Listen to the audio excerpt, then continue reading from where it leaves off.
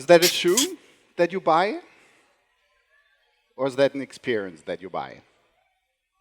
That's the question I want to discuss a little bit today. So my talk is about from products to experiences, and why you as technical communicators are also part of that customer experience, and how we can manage that and improve that in the future. So, hello. I hope that spells right. Good. So my name is Stefan Gentz, and I'm the Senior Worldwide Evangelist for Technical Communication at Adobe. So my role is, to talk to people from on all over the world, on all kind of conferences, mostly technical communication conferences, about the solutions that we have at Adobe and how we can use them, or how you can use them to improve technical communication with your customers. So, our CEO, and it was just mentioned, recently said, people buy experiences, not products. And that's a core message from our CEO, Shantanu Narayen. And when we think about experiences and customer experience, the question is, what is that actually? What is customer experience? And I looked it up on Wikipedia.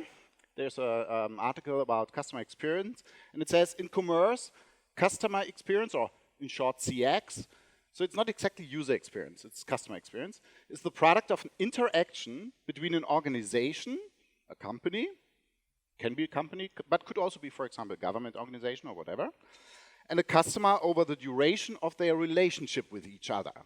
So you as a customer have a relationship with a brand, with a company. And customer experience management is basically about managing all the touch points that you have with the brand and with the products and with the company, with an organization. So let's have a quick look at customer experience and the so-called customer journey.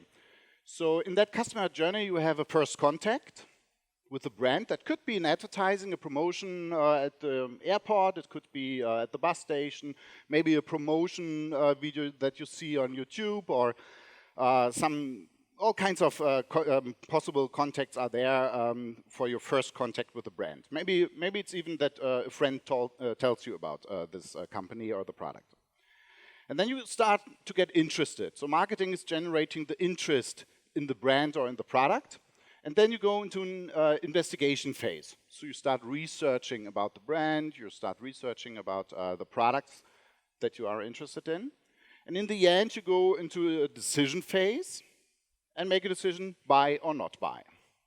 So at one point, you hopefully make the decision then for the brand to buy the product. And then you go into that shopping experience.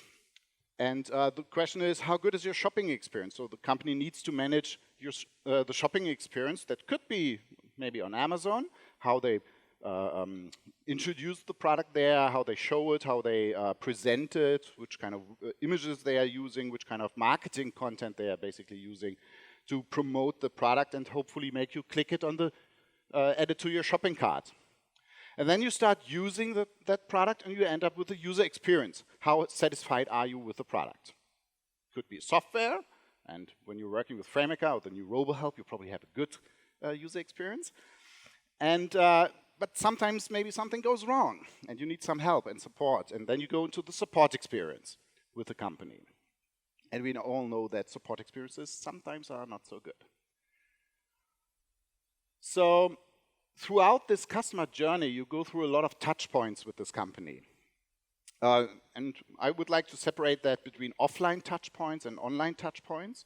And offline touch points are things like on-site advertising. It can be a physical store in the city. It can be the product packaging. And that's also an important part. If you look at all these unboxing videos on YouTube, the product packaging is also a big part of the product experience. And the product and service features of the tool that you're using. And of course, on-site customer care. So on-site means you're going maybe to a support shop for your car to have it repaired or whatever. And then we have the digital or online touch points. Could be that you get into contact with the product or with a campaign through search engines, online campaigns that the company is running, on social media. It's of course also the corporate marketing website that you're visiting and looking for more information for the products. And of course, corporate customer care website, the help center of a company. And this is where we come in. And of course, communities, support communities, user-to-user forums and stuff like that. And the question is, in the end, what is the result of that customer journey? Is it a good experience that you had with the brand, or is it a bad experience that you had with the brand? And does that finally result in a buyer's remorse, where you say, yeah, it was a bad experience, never again with this company, never again that product? Or is it resulting in a brand loyalty? And if the customer experience is good, you end up with a brand loyalty. So you start to think about reinvesting money, buying the next generation of that product, and so on. So I think I had pretty much every iPhone since it was first released. So I have a strong brand loyalty with Apple, for example. And I continue to buy new iPhones and are very loyal to the product, because my experience with the product is good, my experience with the marketing is good, and my experience with the support is good. The technical documentation, okay, I could be better from Apple, but that's the question we need to discuss. So, when you want to manage all that, you run into a lot of challenges as a company. There are a lot of challenges in the customer experience management, or CXM. And one is that multiple brand touchpoints have a cumulative impact on the customer experience. So you saw all these touchpoints that you have with the brand, and they all accumulate on each other and form the customer experience that you have. And inconsistent content experiences create a fuzzy brand experience. So maybe the marketing website is super cool, and that video that you saw on YouTube is super awesome and super exciting, and you get excited about the product. But maybe the technical documentation is total shit. And then you think, yeah, that's not a good experience. And I spent maybe hundreds of dollars, or maybe even thousands of dollars for a product, and then I get a bad technical documentation. That's not a good customer experience. And very often, a big challenge today is that the marketing teams and the technical communication teams sit in their own content silos. So one company has maybe the marketing website content management system, and they're running their website on that system. Then they have a third system to manage the shopping. Then they have maybe, if they have at all, a content management system for the technical documentation or communication, technical information maybe. And this is sitting in another silo. And they have problems to merge and blend all that and reuse the content on all kinds of platforms. And the CIOs and CSOs and CMOs and however they CC them, they struggle with this IT ecosystem that they have, with a lot of small solutions that are not talking to each other, that are not connected with each other. And just bringing technical content from a data map, for example, and integrate it perfectly in the support website of the company can be a big challenge today. And implementing a holistic content strategy very often fails on these technical challenges. So I talked a lot with content strategists like Rahel and Bailey, or Nos Obina, and they all develop great content strategies for companies. And then they start to implement them with the companies, and they see, it's not so easy to create that holistic customer experience and to create that holistic content strategy for a company, because they have a myriad of tools in place. So customers expect to experience a consistently satisfying brand experience throughout all these touch points that they have: marketing, shopping, support, community. From Adobe, we have a solution for that. It's called Adobe Marketing Cloud, and part of that Adobe Marketing Cloud is the Adobe Experience Manager platform, where companies can host their marketing website, they can run their campaign management, they can do content analytics, and they can run their customer care and support portal on that. And this is the part that I want to focus on here, the customer care and support portal. Why is that important?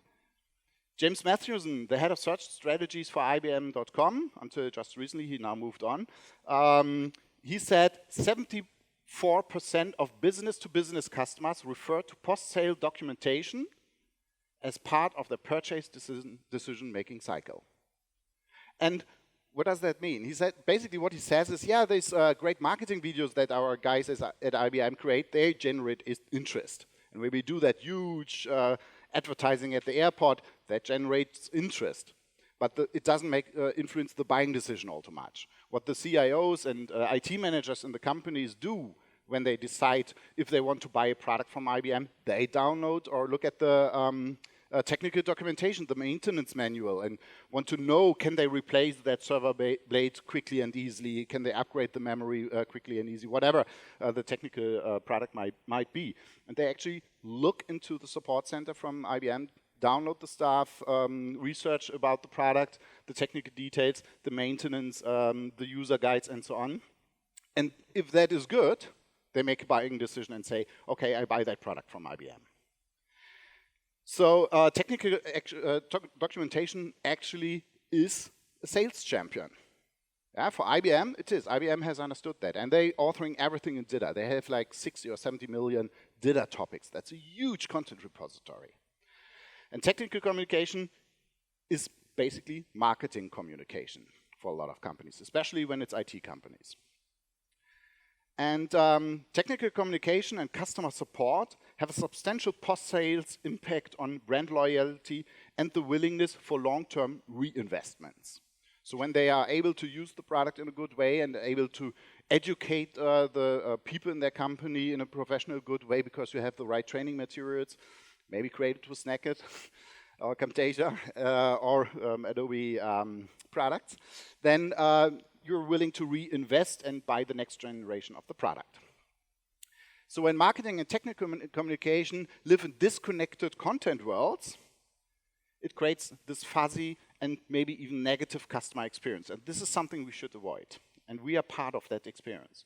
Let me give you an example. So this is the website of CyberSource. It's also an Adobe Experience Manager customer. And they have very prominently on their website a support menu. And it looks good, looks nice, like a nice marketing website. But when you go into the technical documentation, it looks like that. So this is completely disconnected in every term from the marketing website, right? So wonderful marketing website, wonderful technical documentation. Yeah, we all know that. That's, I don't know what is that, web help from 20 years ago or so.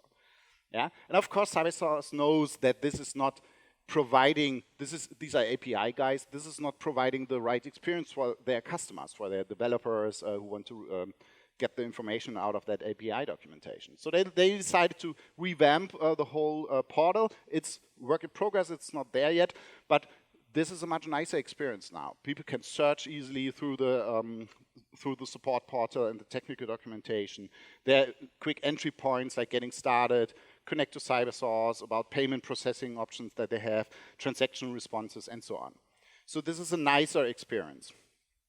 Another, what they also changed, they implemented the support portal very prominently at the start page, at the home page of the company with merchant support, and I really love that. There's technical documentation right in front of the main start page of the company.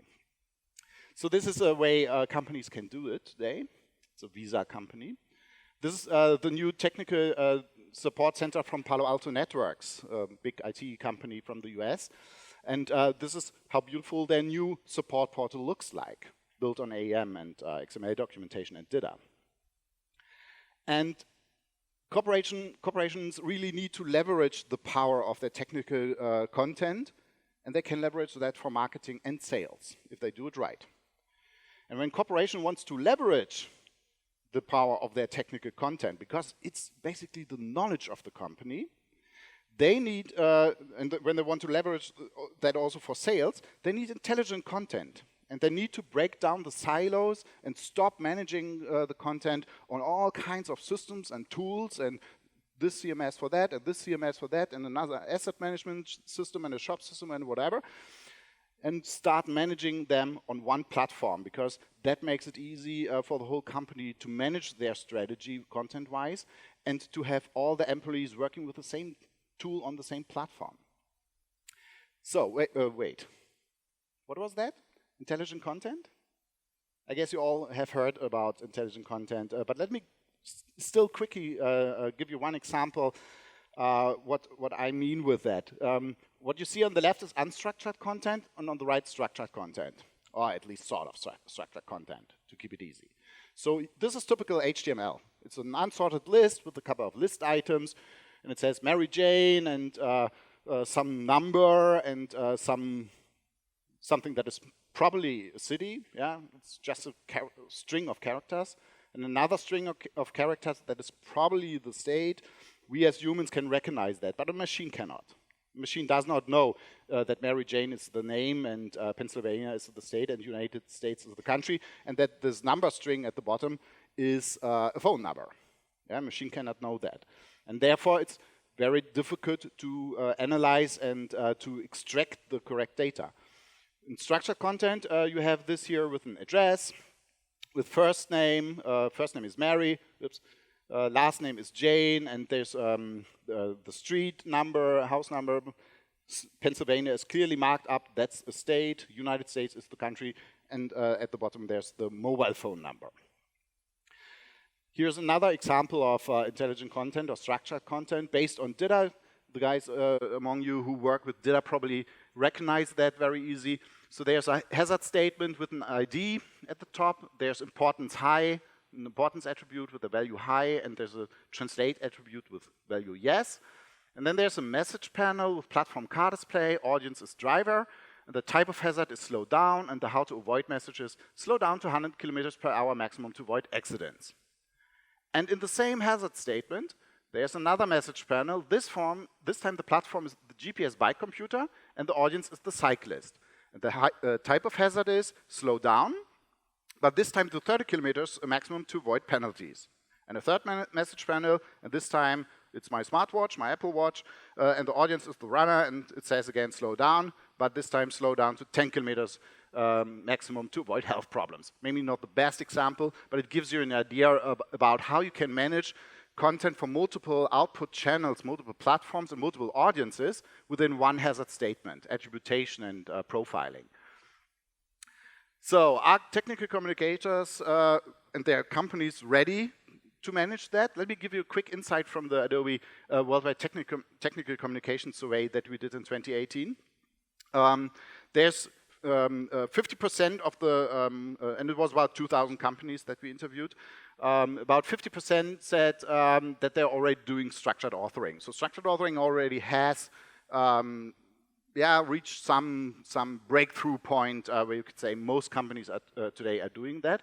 And 44% of the companies who are doing structured authoring are doing it with DIDA.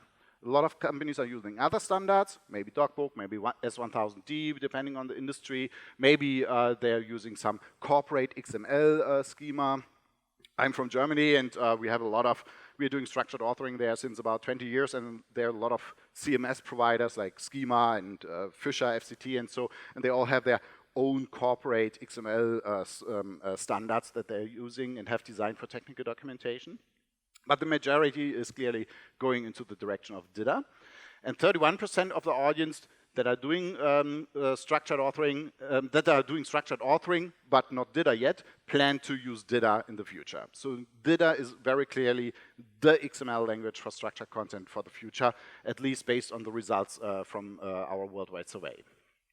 So let's talk about blending marketing and technical communication. And I've a nice example for that from GoPro. You probably all know GoPro, very cool company, very cool products, young audience. They have a nice marketing website that looks beautiful with a big image and just a few words, and the product's big in the foreground here. So that's a beautiful marketing website. But what do you think does the technical documentation look like? Let's look at that. Like that. Typical, classical, technical documentation. But even worse, this is a double-facing PDF page. It's one PDF page, but with 2 pages printed on it. And what do you think? Is that creating a great customer experience for that young, action-loaded audience of GoPro when they very often they do not even sit in front of their PC anymore or their laptop. They are using only their iPhone or Android phone or whatever. And they don't want to swipe around through a double-facing PDF. when they look for support for this product or how to use it or whatever. So this is not creating a good customer experience, and it's only available as PDF for download. It's not even available online. Let's break that content down that you saw on this page. What you could do here is create a task, like insert the battery, and then you have a title, you have a short description, you have the task body with the steps, then you have individual steps with a command. Somehow that my clicker doesn't like me today. Okay. And this task is broken down in these steps, and there are these commands like hold down the latch release button on the battery door, and so on. And in the end, there's a result with a paragraph. The battery is replaced now, and you can turn on your device. This content from that PDF that they have published online. And this is how the XML code of that looks like. So the people who work with data already probably have seen something like this before. And what you see here at the top, there's the task with the ID.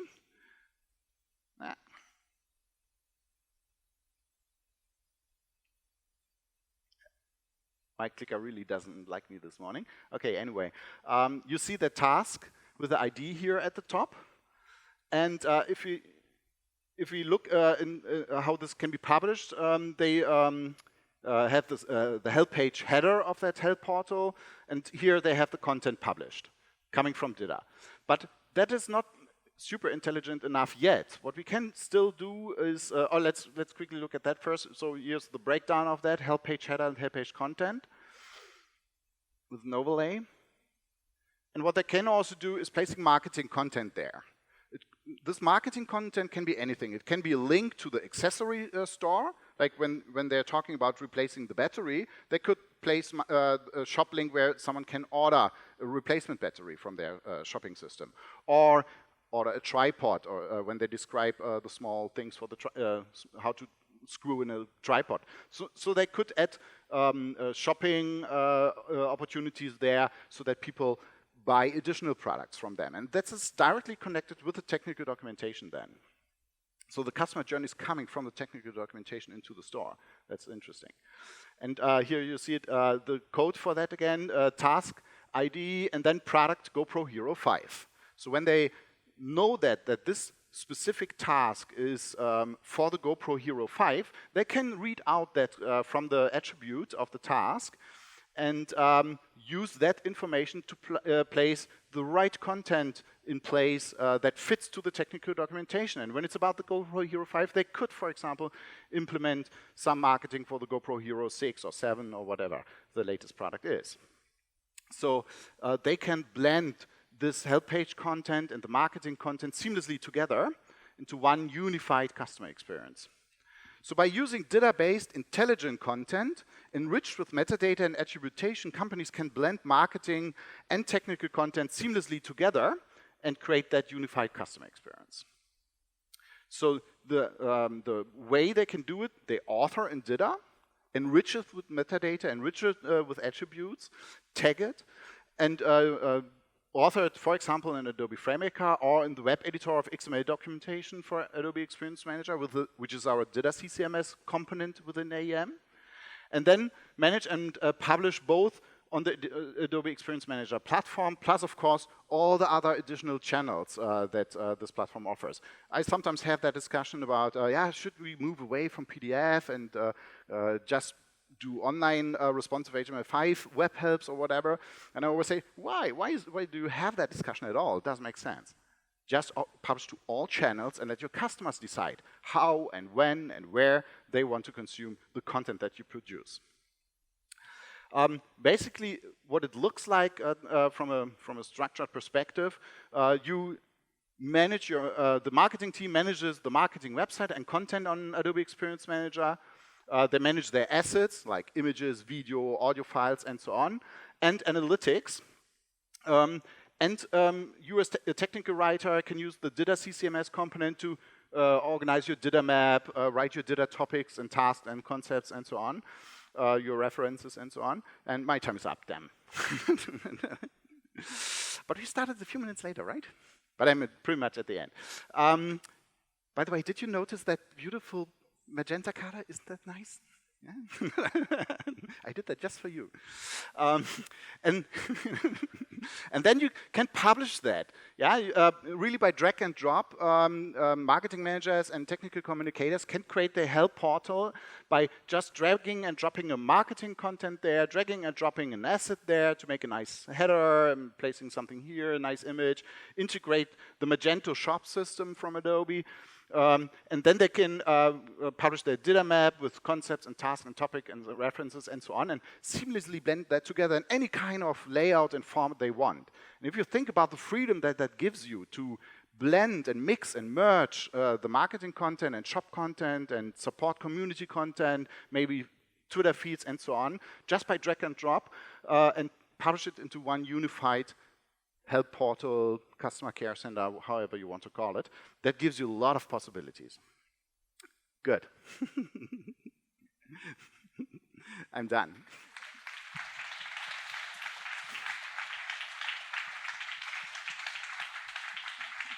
If you have a question, you can, of course, write me an email or contact me at the booth here. And oh, wait, just 1 second. That's our online conference in October, 9 to 11. It's online, it's free. You can just register at our booth or go to the website and register there. And we have a lot of experts from the data community, customers like BlackBerry, Cisco, and so on, presenting about how they use these solutions, and hope to see you there. That's a must-attend event, I guess. Thank you, Stefan. Thank you for sharing. Let's switch a little bit to the center. Thank you for the magenta. I always notice it. I do. I really, yeah. It's really like heartwarming for me to see, you know, the slides being prepared in our colors, which is just one color and it's pink. So, guys, do you have questions for Stefan? There's one question. Yes, there is one question up there. Customer experience.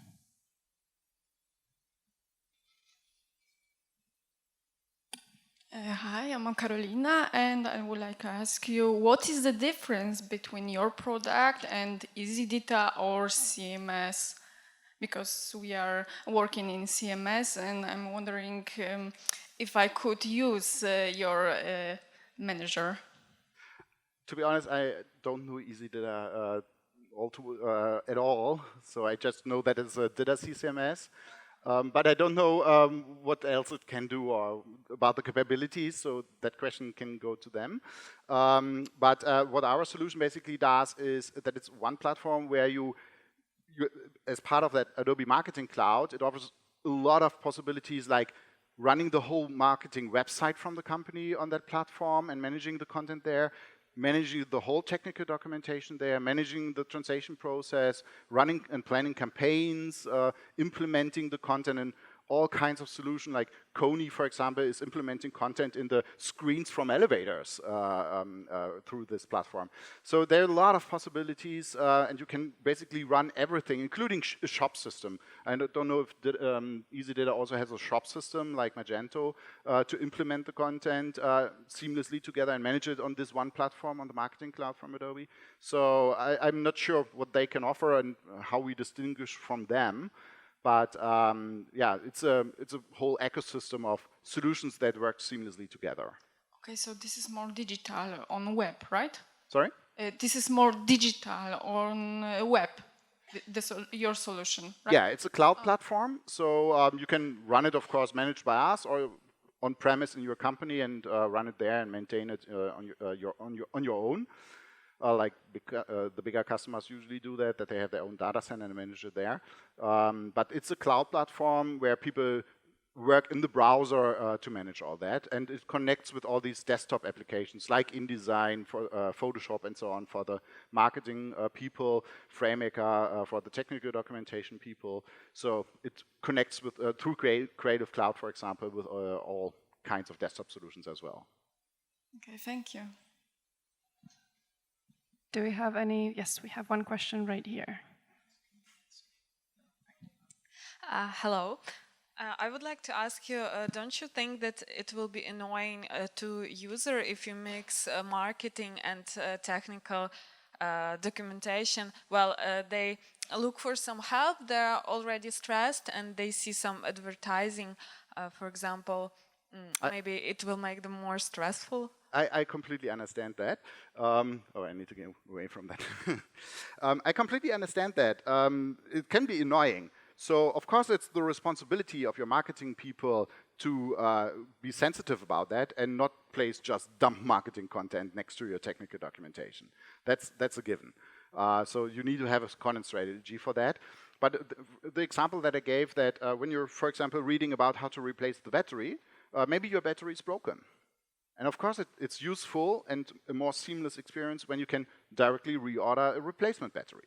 Or you're reading about how to work with a tripod, and then you get a link to the accessory store about the tripod. And it's not only about shopping on additional things. You could also, with marketing content, it can be all kind of content. It could also be that you automatically, intelligently pull in topics from a user forum that you run with the Adobe community module, and pull in topics where people are discussing about the batteries. So you can connect the technical documentation then with the corresponding topics from the user community. So there, we'll see marketing content a little bit broader than just dump marketing content. There are a lot of possibilities, or implementing a Twitter feed where people are discussing about the batteries of GoPro, whatever. So you have endless possibilities what kind of content you can blend with your technical content then. Yeah, I guess so, but sometimes it can be just clutter for the user in some cases, maybe. Of course, if you do not do it right, it can look cluttered and maybe look bad. But if you do it right and use the same, you can use the same style sheets and everything and the same design to make it a nice looking, convenient, enchanting experience for your customers. So how you design it, that's of course something you need to talk with marketing people who have that experience of how to create nice looking websites and so on to make it a nice experience and not look cluttered or not look bad. Thank you. Okay, we can afford one more question. Okay. We had two ladies, maybe one man. No, we can afford both because you're like raise your hand simultaneously. So let's go for both. There was one question there, and I'm happy to answer your question later. I have a short question. How we can measure our experience, basically our customers' experience? Yeah. I know it's a short question with big answer, but you're the best ways to measure customer experience. So there's just one very short answer on that. There's a part of that Marketing Cloud is Adobe Analytics.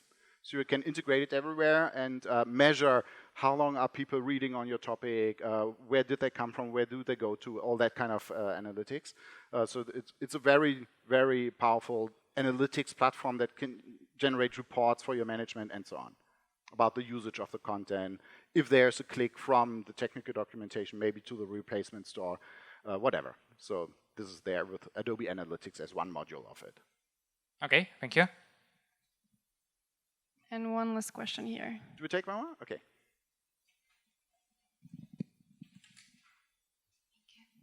Hello, thank you for your presentation, Stefan. It was very informative. And if we are speaking about blending technical documentation with marketing documentation, with their marketing style, do you have any recommendations for communication between the marketing department and the department of like technical writers in one company? Because what I noticed, well, I am the only technical writer and we have only one marketing specialist now. And what I noticed is that she like isn't very interested in reading like complex, well, not complex, but for her, it's the complex technical things. So what would be the best solutions for communicating, for transmitting this knowledge between me and her within one company? Right. So there are multiple approaches to that. Of course, on the one hand, it's a management question. So they need someone to manage the communication between the teams. Could be the CIO very often, could be the CMO sometimes. So it's a management thing, but it's also from a technical perspective. In our solution, you can assign roles to people, and then they get notifications if someone creates content, or you put in a request that you need an image for that, or so, and they work together on that platform and can communicate on that platform. They can chat about when they do a review together. Maybe the marketing wants to review the technical content, or vice versa. Sometimes you can assign the tasks to the people, and then they get a notification and all that kind of stuff. And then they communicate on the platform with each other. Okay, thank you. Okay, thank you very much, Stefan. Thank you.